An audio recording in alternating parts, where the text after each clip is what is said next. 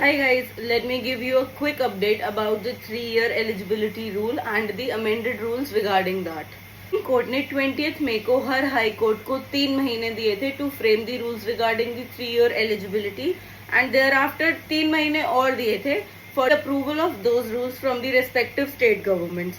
अब वो time period जो है टेक्निकली 20th नवंबर को खत्म होने वाला है, बट उससे पहले ही Sikkim and Bihar have come up with the amended rules.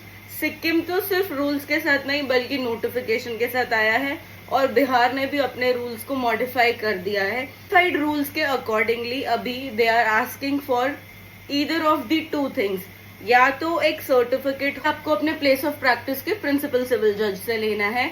अगर आप वो नहीं ले रहे हैं तो then you need to have a certificate जो कि आपको एक 10 साल की बार पे स्टैंडिंग से ज्यादा वाले एडवोकेट ने लिख के दिया है that you have been practising there, और उसको एंडोर्स किया गया है बाय अगेन द डिस्ट्रिक्ट जज ओनली. ये सर्टिफिकेट आपको चाहिए होगा if you want to apply for the post of civil जज.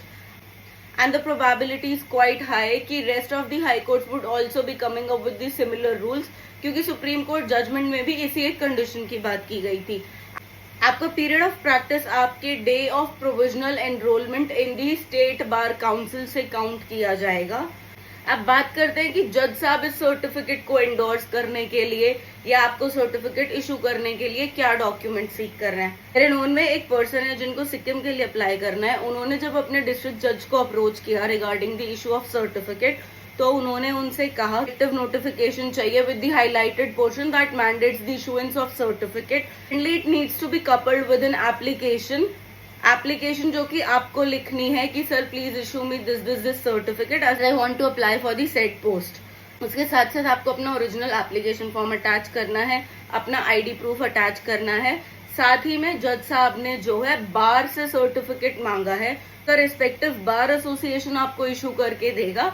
उसको जज साहब सिर्फ देखेंगे कि आप वहां पे एनरोल्ड हो, प्रैक्टिस कर रहे हो या नहीं. उसके अलावा इस प्रेजेंट केस में कोई एविडेंशियरी वैल्यू नहीं है. वैल्यू उसी सर्टिफिकेट की होगी जो आपको जज साहब देंगे. प्रोबेबिलिटी इज क्वाइट हाई कि अब बाकी के स्टेट्स भी अमेंडेड रूल्स के साथ जल्दी आने वाले हैं. रूल्स अमेंड हो जाएंगे तो there would be a flood of fresh notification. Vacancies का वेट करने की बजाय अपनी एफर्ट्स में कंसिस्टेंट रहिए और अपनी प्रिपरेशंस को फुल स्विंग में रखिए, क्योंकि जल्द से जल्द बहुत सारे नोटिफिकेशंस आने वाले हैं.